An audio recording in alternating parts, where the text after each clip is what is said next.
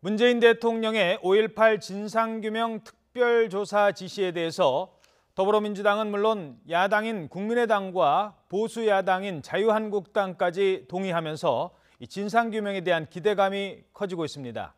특별법 통과 등 국회 차원에서 해법을 찾을 수 있을 것이라는 전망이 나오고 있는데요. 국회 연결해서 알아보도록 하겠습니다. 박광열 기자.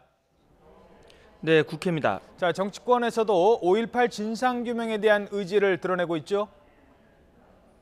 그렇습니다. 더불어민주당 그리고 국민의당은 오전 회의에서 재차 진상규명 필요성을 언급했습니다. 민주당 우원식 원내대표는 대통령의 이번 조치가 시민들의 피 맺힌 심정을 풀어줄 아주 시의적절한 조치라고 평가했습니다. 다시는 이런 비극이 벌어져서는 안 된다는 데 방점을 뒀는데요. 그러기 위해서는 국회 차원에서 진상을 규명할 수 있도록 야당의 협조를 촉구했습니다. 국민의당 역시 환영의 뜻을 나타내면서 그 주체가 국방부가 아닌 국회가 되어야 한다고 강조했는데요. 조사 대상인 국방부의 조사 주체 역할을 맡길 수 없다는 겁니다. 권은희 원내 수석 부대표는 특별법의 빠른 통과를 위해 여당은 적극적으로 동참하고 이를 통해 철저한 진상조사가 이루어져야 한다고 여야 협조를 당부했습니다. 이번에 진상규명 기대감이 유독 커지는 이유는 두 보수 야당도 원론적으로 진상규명에 대해 공감하고 있기 때문인데요. 자유한국당은 어제 대변인 명의의 논평에서 진상규명에 좌와 보수와 진보가 있을 수 없다고 밝혔습니다.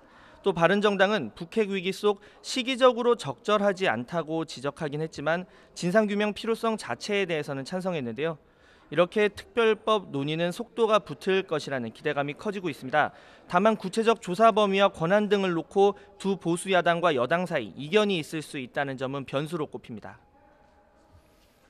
네, 이번에는 방송 얘기를 해보도록 하죠. MBC에 이어서 KBS 기자협회도 제작 거부에 들어간다고 선언했는데요. 정치권에서도 논의가 활발하다고요? 네, 다만 앞서 5.18 특별법과 달리 이 문제는 여야, 특히 두 거대 양당이 핵심 쟁점에 대해 치열하게 대립하고 있는데요. 민주당은 나라를 나라답게 만드는 비정상의 정상화 과정이다 이렇게 보는 반면에 자유한국당은 정부가 언론을 장악하려는 것이라고 폄훼하고 있습니다. 민주당 우원식 원내대표는 어제 감동적인 엽서 한 장을 받았다며 해직자들이 9년 만에 복귀하는 YTN의 사례를 소개했습니다.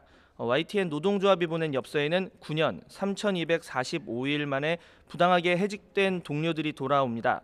그동안 도와주셔서 감사하다 이런 내용이 적혀 있었는데요.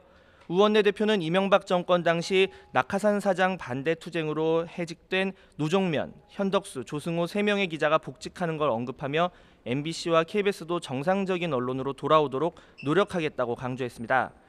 박홍근 원내수석 부대표는 합법적으로 선임된 경영진을 노조가 억지로 몰아낸다고 주장하고 있는 김장겸 MBC 사장을 겨냥했는데요. 방송 정상화를 얘기하는 국민 다수의 목소리가 불순 세력의 음모로 보이느냐면서 그동안 권력의 눈치를 살펴온 공범자들이 할 소리가 아니라고 비판했습니다. 하지만 자유한국당은 문재인 정부의 방송 장악이고 탄압이라고 주장하고 있는데요. 김태흠 최고위원은 MBC 노조가 좌파적인 성격이 강하다면서 공영방송의 중립성을 담보할 수 없다고 색깔론을 제기했습니다. 이호성 방송통신위원장에 대해서도 당 차원에서 탄핵소추안이나 직무정지 가처분 신청 등 수단과 방법을 가리지 않고 대응 방법을 찾겠다고 덧붙였습니다. 지금까지 국회에서 YTN 박광열입니다.